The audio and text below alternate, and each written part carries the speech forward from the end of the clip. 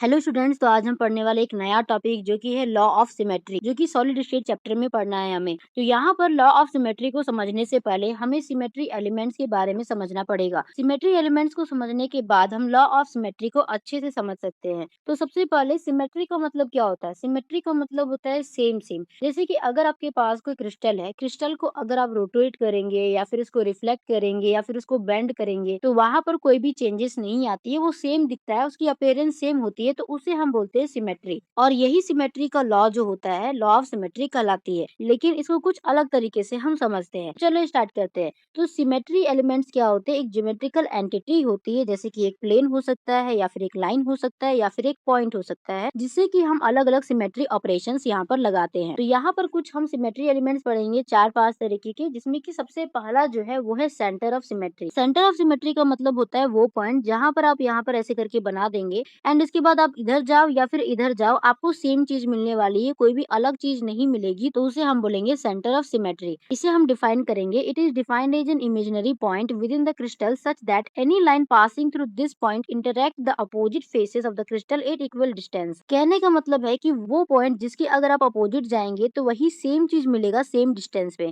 जैसे कि अगर आप यहाँ पर देखेंगे तो हमारे पास क्या प्रेजेंट है? CH3 प्रेजेंट है। देन इधर क्या हमारे पास प्रेजेंट है? CH3 प्रेजेंट है। इसमें आप बीच में एक पॉइंट बनाओ। अब यहाँ पर अगर आप इसके रिस्पेक्ट में ये पॉइंट को देख रहे हैं और इसके अपोजिट साइड में जाएंगे तो सेम चीज देखने को मिलेगी सेम डिस्टेंस में। अगर आप इसके रिस्पेक्ट में इस पॉइंट को देख रहे हैं तो अपोजिट साइड में आपको सेम चीज देखने को मिलेगी सेम डिस्टेंस में। तो इस तरीके की सिमेट्री को हम सेंटर ऑफ सिमेट्री बोलते हैं। तो सेंटर ऑफ सिमेट्री को हम सेंटर ऑफ इन्वर्जन भी बोल सकते हैं। तो यहाँ पर आप इसमें देख सकते हैं, यहाँ पर अच्छे से बनाया हुआ है इस फिगर को। यहाँ पर सेंटर ऑफ सिमेट्री का होगी, जस्ट बीच में प्रेजेंट होगी, इसमें भी जस्ट बीच में प्रेजेंट होगा। इधर भी आपको CH2 देखने को मिलेगा, इधर भी आपको CH2 देखने को मिलेगा। अगर हम बेंजीन की बात करें तो यहाँ पर आप देखेंगे, इसमें अगर आप यहाँ से चले जाओ तो इधर जाने पे भी सेम चीजें सेम डिस्टेंस में देखने को मिलती है, इधर जाने पे सेम चीजें सेम डिस्टेंस में देखने को मिलती है। तो ये सब चीजों में सेंटर ऑफ सिमेट्री देखने मिलती है। तो वो इमेजिनरी पॉइंट जो कि क्रिस्टल में सिमेट्री को दिखाता है अपोजिट डायरेक्शन में इक्वल डिस्टेंसेस में, वो कहलाती है सेंटर ऑफ सिमेट्री। ये था पहला symmetry element. Second symmetry element है प्लेन ऑफ सिमेट्री। तो प्लेन का मतलब आप समझते हैं, इस तरीके का कोई लाइन होगा उसे हम बोलेंगे प्लेन। तो it is defined as imaginary plane passing through the crystal such that it divide the crystal into two parts in such a way that one part is the mirror image of the other. कहने का मतलब है कि जैसे हमारे पास कोई crystal present है इस तरीके से, इसमें आप उस जगह पे लाइन यहाँ पर बनाओ जो इन दोनों को इक्वल हाफ में काटेंगी, उसे ही हम बोलते हैं प्लेन ऑफ सिमेट्री। इधर भी सेम चीज देखने को मिलेगी, इधर भी सेम चीज देखने को मिलेगी, यही कहलाता है प्लेन ऑफ सिमेट्री। और यहाँ पर जो प्लेन बना रहे होते हैं हम, इसे हम मिरर प्लेन भी बोलते हैं। मिरर प्लेन क्यों बोलते हैं वो हम एग्जाम्पल से समझते हैं। जैसे कि हमारे पास ये फिगर दे रखा है, देखो यहाँ पर ये क्या लिया है हमने? क्यूब लिया है। ये सारे के सारे जो भी है यहाँ पर क्यूब प्रेजेंट है। क्यूब में आपको पता है जितने भी फेसेस होते हैं सारे के सारे स्क्वायर होती है। तो हम यहाँ पर क्या करेंगे, एक प्लेन को बना रहे हैं इस जगह पर। तो अब आप देखोगे तो इधर जो बन रहा है इधर जो बन रहा है वो सेम चीजें बन रही है। काट करके अगर आप अलग करेंगे, जैसे कि आप समझ लो कि 3D आपके पास कोई चीज प्रेजेंट है, बॉक्स को आप काट करके अलग करें तो ये वाला हिस्सा भी सेम दिख रहा है एंड ये हिस्सा भी सेम दिख रहा है। तो ये दोनों को हम क्या बोल सकते हैं कि ये एक दूसरे की क्या है? मिरर इमेज है। और ये प्लेन क्या है? मिरर प्लेन होता है। सेम चीज अगर आप बीच से, अगर आप इधर से भी इसको कट कर दोगे तो इधर का जो बन रहा होगा फेस, इधर का जो बन रहा होगा एक पार्ट, वो दोनों के दोनों सेम दिखेंगे। अगर आप ऐसे भी कट करोगे तो भी सेम दिखेगा, ऐसे कट करोगे तो भी सेम दिखेगा। तो इसे हम बोलते हैं प्लेन ऑफ सिमेट्री, जो कि दो बराबर भागों में इसको काटती है। फिर तीसरा एलिमेंट है रोटेशन एक्सिस ऑफ सिमेट्री। तो इसमें आप समझ सकते हैं रोटेशन एक्सिस, वो एक्सिस जिसमें कि आप रोटेट कर रहे होते हो, तो वहां पर जो चीजें हैं वो जैसे पहले थी वैसे अभी भी दिख रही है, ठीक है, यानी कि कोई भी चेंजेस देखने को नहीं मिल रहा होता है। उस एक्सिस पे रोटेट करने पे ये क्या कहलाएंगी? रोटेशन ऑफ सिमेट्री कहलाएगी। तो हम इसे लिखेंगे the rotation axis of symmetry, और simply called the axis of symmetry is defined as the imaginary line passing through the crystal such that when the crystal is rotated about this line exactly similar appearance occur more than once in one complete revolution। कहने का मतलब है कि ये एक imaginary line होता है जो कि क्रिस्टल से पास कर रहा होता है, ठीक है, और क्रिस्टल को रोटेट करता है उस लाइन के अराउंड में, जिससे कि हमें सिमिलर अपीयरेंस देखने को मिलती है, कोई भी चेंज नहीं देखने को मिलता है। जो अपीयरेंस पहले था वही अपीयरेंस अभी भी है, एक कंप्लीट रिवॉल्यूशन के बाद, यानी कि एक कंप्लीट रोटेशन के बाद। This axis is called two fold axis of symmetry और डायड एक्सिस। इसे हम टू फोल्ड एक्सिस भी बोल सकते हैं या फिर डायड एक्सिस भी बोल सकते हैं। और जो करस्पॉन्डिंग एक्सिस होंगे उसे हम थ्री फोल्ड यानी कि ट्राइड बोलेंगे, फोर फोल्ड होगा तो टेट्राड बोलेंगे, एंड 6 फोल्ड होगा तो हेक्साड बोलेंगे। फोल्ड पे डिपेंड करेगा कि उसका नाम क्या पड़ेगा। तो जैसे कि एग्जांपल के लिए अगर आप देखेंगे तो यहाँ पर तो इसमें आपको ये फिगर भी बना करके दिखा रखा है, ये फिगर भी बना के दिखा रखा है। ये फिगर थोड़ा सा गलत है, दैट्स व्हाई इसको देने का यहाँ पर कारण था, तो आप यहाँ से देख करके बना सकते हो। तो अगर पहला वाला एग्जाम्पल में देखा जाए तो ये जो क्रिस्टल है हमारे पास ये 2 फोल्डेड है, और इसको आप क्या कर रहे हैं, इस डायरेक्शन में रोटेट कर रहे हैं, इस डायरेक्शन में रोटेट कर रहे हैं। तो एक रोटेशन के बाद दोबारा से ये वही जगह आ जाती है एंड सेम चीज दिखाती है, ठीक है। तो उस एक्सिस पे रोटेशन करना जहां पर उसकी अपीयरेंस चेंज नहीं होती, सिमिलर अपीयरेंस होती है, उसको हम बोलते हैं रोटेशन एक्सिस ऑफ सिमेट्री। अगर आप 3 फोल्डेड में देखोगे, जैसे कि मान लो कि ये हमारे पास कोई क्रिस्टल है और ये 3 फोल्डेड है, इसको आप रोटेट करेंगे तो ये कहलाएगा ट्राइड यानी कि 3 फोल्ड एक्सिस। उसके बाद अगर कोई आप क्यूब में रोटेशन कर रहे हो तो क्यूब में तो किधर से भी देखो सारे की सारी चीजें सेम दिखती है, लेकिन ये 4 फोल्डेड है, क्योंकि इसमें अगर आप देखेंगे इधर 1 2 3 4, इसलिए इसको 4 फोल्डेड कहा जा रहा है। फिर आप इसको इधर रोटेट कर दो, ऐसे रोटेट कर दो, चाहे ऐसे रोटेट करो, ये हमेशा क्या दिखने वाला है, सेम ही अपीयरेंस इसकी होने वाली है। तो ये हो जाएगा 4 फोल्ड एक्सिस या फिर टेट्राड हो जाएगा। 6 फोल्ड एक्सिस कुछ इस तरीके का होता है, हेक्सागोन टाइप का होता है। यहाँ पर आप देखोगे ये जो क्रिस्टल है कुछ इस तरीके से है, उसके बाद आप इसको रोटेट करो तो ये सेम चीज देखने को मिलेगी। तो आई होप आपको समझ में आ गया होगा क्या होता है हेक्सा टेट्राड। अब हम बात करते हैं फोर्थ की, जो की है rotation reflection axis of symmetry. तो इसमें दो चीजें है, रोटेशन एंड रिफ्लेक्शन। तो हमें क्या करना है, एक क्रिस्टल लेना है या फिर कोई भी हम मॉलिक्यूल ले रहे हैं, उसे हम सबसे पहले रोटेट करेंगे। रोटेट करने के बाद हम इसे लेकर के जाते हैं मिरर के सामने, और मिरर के सामने जब हम यहाँ पर लेकर के जाते हैं तो जो इमेज बनता है वो सेम नहीं बनता है, ठीक है।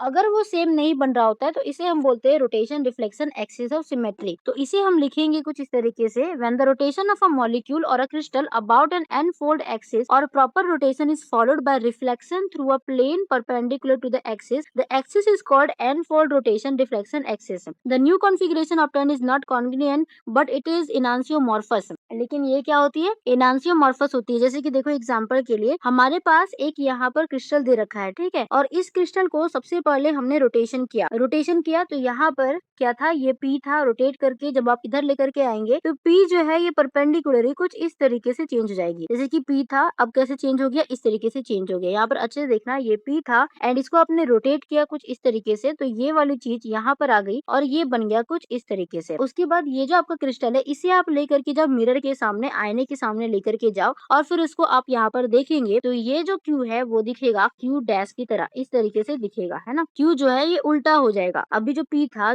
पी जो था अभी क्या हो गया, इस तरीके से हो गया। उसके बाद जब आप मिरर इमेज में देखेंगे तो ये बन जाएगा ऐसे, जैसे कि लेफ्ट हैंड को हम राइट हैंड में देखते हैं तो इस तरीके से बनता है। तो इसी को हम बोलते हैं rotation reflection axis of symmetry. और ये जो होता है एनांसियोमॉर्फस होता है, यानी कि इसका मिरर इमेज जो होता है वो ओरिजिनल स्ट्रक्चर में नहीं दिखता है। इस फिगर को आप यहाँ पर ऐसे देख सकते हैं, यहाँ पर हमने क्या किया, रोटेशन किया है, पी को रोटेट करके यहाँ पर जब रोटेट किया तो ये क्यू बन गया। तो उसके बाद एंगल ऑफ रोटेशन यहाँ पर है और फिर रोटेशन थ्रू पी से क्यू यहाँ पर हो रहा है, ये यहाँ पर फिर हमने रिफ्लेक्शन किया तो लेटर पी जो है ये इस तरीके से हो गया। इसी को हम बोलते हैं रिफ्लेक्शन एक्सिस ऑफ सिमेट्री। अब आता है rotation inversion axis of symmetry. तो when the rotation of a molecule or crystal is followed by inversion through the centre of symmetry, जब हम यहाँ पर इन्वर्जन करते हैं, इन्वर्जन मतलब उल्टे साइड में चलना, ठीक है, the axis is called n fold rotation inversion axis. तो इस एक्सिस को हम लोग क्या बोलेंगे, n fold rotation inversion axis बोलते हैं। और ये जो नया कॉन्फ़िगरेशन होता है ये कॉन्ग्रुएंट नहीं होता है, ये एनांसियोमॉर्फस होता है। जैसे कि ऊपर के केस में हमने देखा था एनांसियोमॉर्फस है, ओरिजिनल नहीं दिख रही होती है, वही चीज यहाँ भी होती है। जैसे कि एग्जांपल के लिए सबसे पहले हमें यहाँ पर रोटेशन करना है, तो ये हमारे पास अगर हमने एक पेपर ले रखा है उसमें पी लिख रखा है,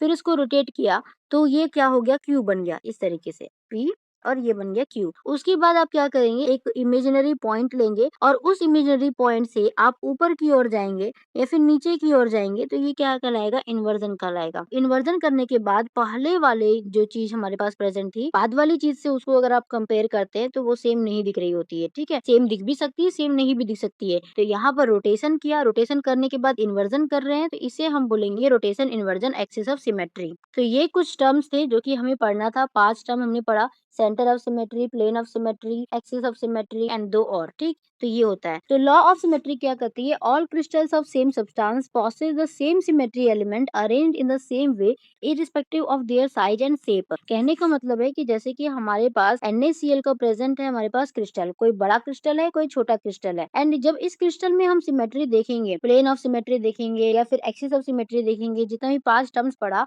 वो सारे टर्म्स को जब हम इसमें यहाँ पर अप्लाई करके देखते हैं तो यहाँ पर कोई भी चेंजेस नहीं आते, चाहे वो बड़ा हो चाहे वो छोटा हो, उसे हम बोलते हैं लॉ ऑफ सिमेट्री। ठीक है, जो अभी मैंने कहकर बताया उसको आप लिख लेना। ठीक है, वो होता है लॉ ऑफ सिमेट्री। इसको एग्जांपल से समझते हैं। Planes and axes of symmetry in a simple cube. Simple cube में आप सिमेट्री के लॉ को कैसे पकड़ेंगे, जिसमें कि हम यहाँ पर लॉ ऑफ सिमेट्री को भी समझेंगे। तो सबसे पहले लॉ ऑफ सिमेट्री क्या होती है? The crystal of a particular substance always possess the same element of symmetry. तो जो पर्टिकुलर सब्सटेंस हम ले रहे हैं, उनकी जो भी क्रिस्टल होगी, उनका हमेशा एलिमेंट ऑफ सिमेट्री जो हमने ऊपर देखा वो हमेशा सेम रहेगा, चाहे वो बड़ा हो चाहे छोटा हो, साइज कितने हो, शेप जैसा भी हो, लेकिन हमेशा इनकी एलिमेंट ऑफ सिमेट्री सेम रहने वाली है, और इसी को हम लोग लॉ ऑफ सिमेट्री बोलते हैं। तो इसको हम एग्जांपल के साथ देखेंगे। A cubic crystal always possess the following 23 different element of symmetry. तो यहाँ पर 23 डिफरेंट एलिमेंट ऑफ सिमेट्री देखने को मिलती है एक क्यूबिक क्रिस्टल में। क्यूबिक क्रिस्टल कहने का मतलब है कुछ इस तरीके का क्यूब होता है, इतना एलिमेंट ऑफ सिमेट्री देखने को मिलते हैं, 23 देखने को मिलते हैं। जैसे कि रेक्टेंगल प्लेन ऑफ सिमेट्री यहाँ पर कितना प्रेजेंट होता है? 3 प्रेजेंट होता है।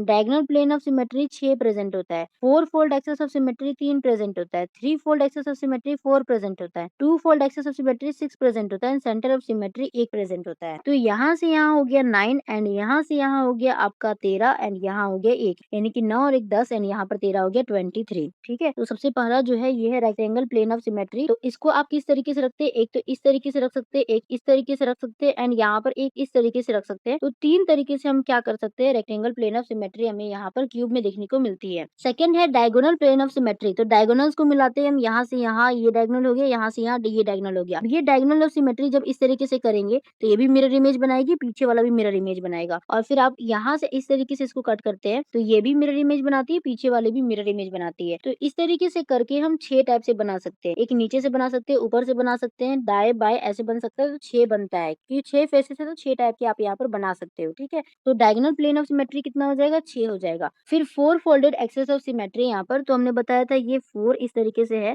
तो इसको आप फोल्ड करोगे 90 डिग्री पे, 120 डिग्री पे, 180 डिग्री पे। ठीक है, तो इस तरीके से यहाँ पर आप जब फोल्ड करते हो, ऐसे फोल्ड करो, नीचे से फोल्ड करो, इस तरीके से फोल्ड करो या इधर से फोल्ड करो। तो यहाँ पर ये हो जाएगा 3 3 की होगा, क्योंकि ये जो है इधर से करो चाहे इधर से करो सेम आने वाला है। ठीक है, उसके बाद ये जो आपका इधर का जो फेस है, इधर का फेस है, इसके लिए 1 हम गिनेंगे एंड जो आगे और पीछे का जो होता है फेस उसके लिए 1, यानी कि ये कितना हो जाएगा? 4 फोल्ड एक्सेस ऑफ सिमेट्री 3 हो जाएगा। फिर आता है 3 फोल्ड एक्सेस ऑफ सिमेट्री, इसमें हम 4 देखते हैं। ठीक है, यहाँ पर आप 4 तरीके से इसको रोटेट कर सकते हो। 3 फोल्डेड का मतलब है कि इस पॉइंट से लेकर के हम पीछे के इस पॉइंट से लेकर के इस पॉइंट से लेकर के पीछे का एक पॉइंट तक हम क्या करेंगे? रोटेट करेंगे। फिर इस पॉइंट से इस पॉइंट पे रोटेट करेंगे। तो यहाँ पर कुल मिलाकर के हम 4 तरीके से यहाँ पर रोटेट कर सकते हैं। तो ये हो जाएगा 3 फोल्ड एक्सेस ऑफ सिमेट्री कितना? 4 हो जाएगा। फिर 2 फोल्डेड एक्सेस ऑफ सिमेट्री, तो 2 फोल्डेड तो बहुत ही आसान है। 2 फोल्डेड में कितना होगा? 6 होगा, क्योंकि यहाँ से ये 1 हो गया, यहाँ से ये 2 हो गया, फिर इधर से आपका 3 हो जाएगा। ठीक है, फिर सेम चीज 3 इधर से गिनो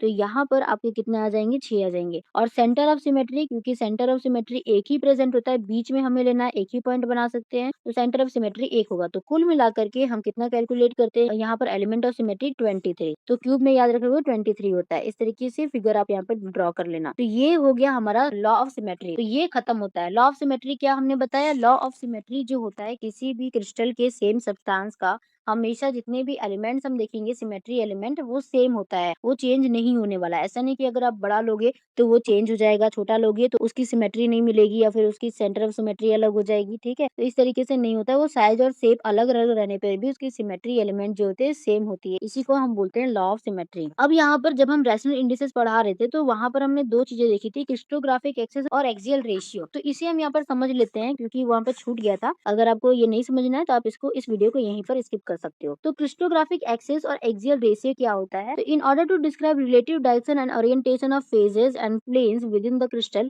3 suitable axes are chooses which meet a point, so the 3 lines acted meeting at a point are called crystallographic axis। तो जब हम यहाँ पर फेजेस की ओरिएंटेशन बता रहे होते हैं, यानी कि किधर है, किधर टेढ़ा प्रेजेंट है कि कैसा है, उनका डायरेक्शन क्या है, और क्रिस्टल के प्लेन को बता रहे होते हैं हम कौन सा प्लेन खींचना है नहीं खींचना है, तो उसमें 3 एक्सेस जो होती है वो एक जगह पे मीट करती है। तो तीनों लाइन जिस जिस जगह पे मीट करती है उसी को हम बोलते हैं क्रिस्टलोग्राफिक एक्सेस। कि समझो कि हमारे पास क्या प्रेजेंट है, इस तरीके से ये हो गया आपका सेंटर ऑफ सिमेट्री जिसे हम बोल रहे थे, और यहाँ पर ए है, यहाँ पर बी है, यहाँ पर सी है। ये जो है फेसेस को एक जगह पर काट रही होती है। इन सबको हम क्या करते हैं, एक पॉइंट से मिला देते हैं। तो ये जो पॉइंट है ये जा रहा होगा आपका वाई एक्सिस में, ये जा रहा होगा एक्स एक्सिस में, ये हो जाएगा जेड एक्सिस में। तो ये जो एक्सेस है ना, यही सारे एक्सेस क्या कहलाती है, क्रिस्टलोग्राफिक एक्सेस कहलाती है। जिस जगह से ये मीट कर रही है उसको हम बोलेंगे क्रिस्टलोग्राफिक एक्सेस। उसके बाद यहाँ पर दो चीज आती है, एक होता है यूनिट प्लेन। तो कम से कम डिस्टेंस को हम क्या बोलते हैं, यूनिट प्लेन बोलते हैं। ठीक, ये वाला जो प्लेन है यहाँ पर ओरिजिन से लेकर के जो इनका डिस्टेंस कहलाता है वो यूनिट प्लेन कहलाता है। और इनके बीच का यहाँ से ए से लेकर के सी, ए से लेकर के बी, बी से लेकर के सी, ये जो दिख रहा है ये डिस्टेंसेस को हम बोलते हैं इंटरफेस। कुछ इस तरीके से यहाँ पर फिगर इसको कंप्लीट करना, जो कि यहाँ पर बना हुआ है, इस तरीके से देख सकते हो आप। एक्सियल रेशियो क्या होता है, तो the axial ratio may be defined is the ratio of intercept made by unit plane on the crystallographic axes. यानी कि एक्सियल रेशियो क्या होता है, इंटरसेप्ट होता है जो कि एक यूनिट प्लेन के द्वारा बना जाता है क्रिस्टलोग्राफिक एक्सेस पे। यानी कि ये क्या है, क्रिस्टलोग्राफिक एक्सेस है। ये वाली जो चीज दिख रही है ये सारी क्रिस्टलोग्राफिक एक्सेस है। यहाँ पर यहाँ से लेकर के यहाँ तक की जो दूरी है, जो इंटरसेप्ट बनाया जा रहा है, इसकी दूरी को हम क्या बोलते हैं, एक्सियल रेशियो बोलते हैं। A:B:C, ये अगर हमने इसे ए माना, इसको बी माना, इसको सी माना, तो इन सबका रेशियो ले लो एक्सिस पे, जो कि इंटरसेप्ट बना रहा होता है, उसी को हम बोलेंगे axial ratio. In the above figure the three axis are represented as OX। तो यहाँ पर रिप्रेजेंट कैसे करेंगे, OX से, OY से, OZ से, और इनका जो यूनिट प्लेन है वो है ABC। और ये जो ABC है ये क्या बनाते हैं, इंटरसेक्ट करते हैं उसको। तो OA का हम A लिखेंगे, OB का B लिखेंगे, OC का C लिखेंगे, तो रेशियो क्या हो जाएगा, A:B:C। इसी को हम बोलेंगे एक्सियल रेशियो। तो कहने का मतलब है कि यहाँ पर आप देखोगे ये एक्स एक्सिस हो गया, ये वाई एक्सिस हो गया, ये जेड एक्सिस हो गया, तो ये सब क्या है, क्रिस्टलोग्राफिक एक्सेस है। इसमें इंटरसेप्ट कौन कौन से, ये सी है, ये ए है, एंड यहाँ पर ये बी है। और ये जो इंटरसेप्ट है यहाँ से लेकर के ए की दूरी ये ए है, यहाँ से लेकर के यहाँ की बी है, यहाँ से लेकर यहाँ तक सी है। तो ये क्या कहलाता है, एक्सियल रेशियो कहलाता है। तो आई होप आपको समझ में आया होगा कि हम क्या बताना चाह रहे हैं। लॉ ऑफ सिमेट्री हमने समझा दिया, कौन कौन से सिमेट्री एलिमेंट्स होते हैं हमने यहाँ पर बता दिया। तो अगर आपको वीडियो अच्छी लगी होगी तो वीडियो को शेयर जरूर करना, वीडियो को लाइक करें, चैनल को सब्सक्राइब करें। मिलते हैं नेक्स्ट वीडियो में जहाँ पर हम नए टॉपिक्स को पढ़ रहे होंगे। Thank you.